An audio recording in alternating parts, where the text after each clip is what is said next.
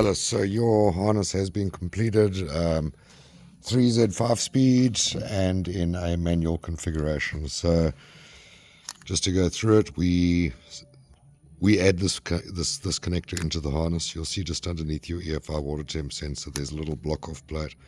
You can unscrew that, get a Toyota sensor, it'll plug straight into this connector, and that'll obviously then be for your instrument cluster, engine temp. Okay. A lot of the connectors were replaced on this harness. It'll all of that detail be in your in your client folder. Okay. So your 2-pin throttle body connector, okay, runs down, comes out of here as a 5-pin. This is for your airflow meter. Okay, carries on down, goes to your, don't forget about these, your right-hand O2 sensor. It's critical for the engine computer to know or to get its fuel air mixtures correct.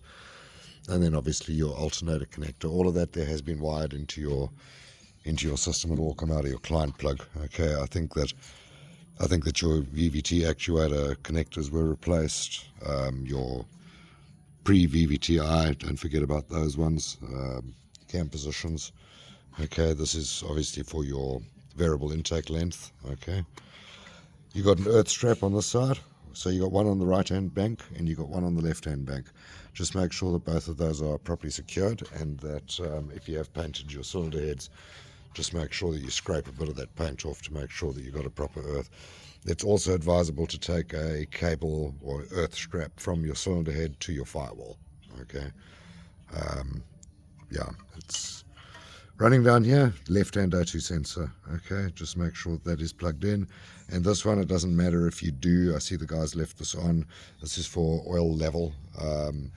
I would just run it down and wouldn't worry. You're probably changing your sump setup anyway, and then the sump that you use probably won't even have that sensor in there. It won't come out with an error code. All of it's been taken out of the ECU, so there should be no error codes in here.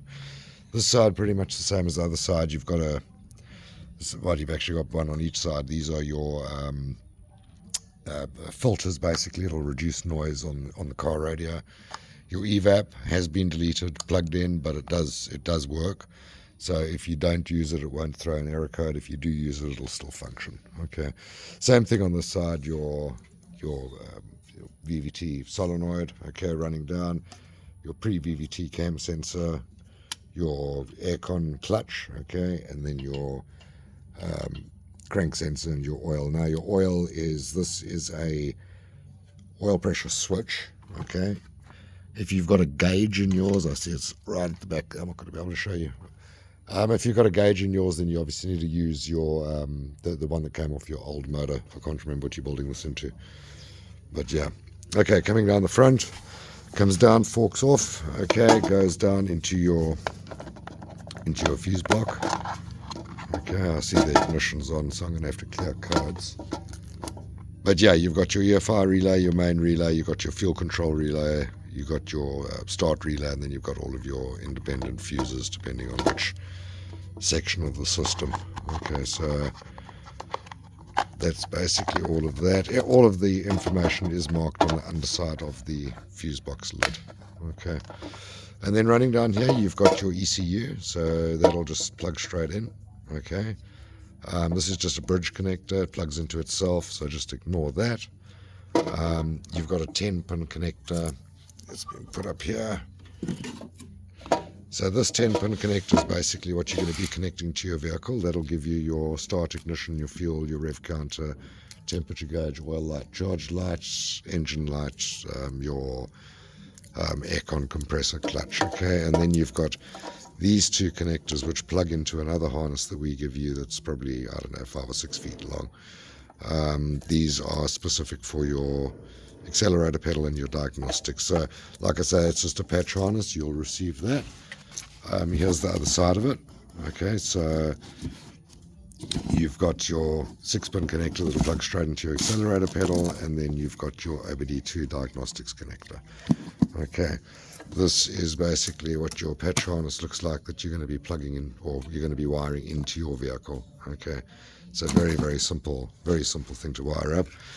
And then here is your sub harness for your, for your knock sensors and starter solenoid and whatnot. Yeah, so you just need to put all of that back. Yeah, the harness is in good shape. Let's give her. Well, I'm gonna quickly put on the airbox and whatnot, plug in the airflow meter, and then we'll do a test run and a DCC scan. So I've plugged in the airflow meter, put on the airbox. You must let me know what your plan is as far as what your air filter setup goes. Are you going to use an air? Are you going to use a cone filter? Are you going to build a box? What is your plan as far as what these fittings go? Okay, just let me know. We've got different ones. One's got a square flange if you're going to build a air box, and then we've got one that fits also with an air box, but you put a cone filter on it. And then we've got ones like this where it's just the cone filter. So yeah, just let me know. Let me know whichever one you want there. Okay, on this side you've got a tube coming out of the back of your intake resonator box, right? So that tube needs to be connected to your valve cover, that tube over there. Okay, the air basically gets pulled through here, so it goes through the airflow meter, gets pulled through there, goes through the engine block, and then goes into the plenum chamber. So it's very important that that does get connected between the throttle body and the airflow, so that the ECU can, or the airflow can still figure out how much air is going into the motor. It sucks through from the side. You've got a valve over there, purple valve over there, and then it usually goes up to your intake or to your throttle body. So yeah, let's give her a run. I'm not going to be able to run her for too long because I do not have a cooling system on it. But yeah, let's just prime it.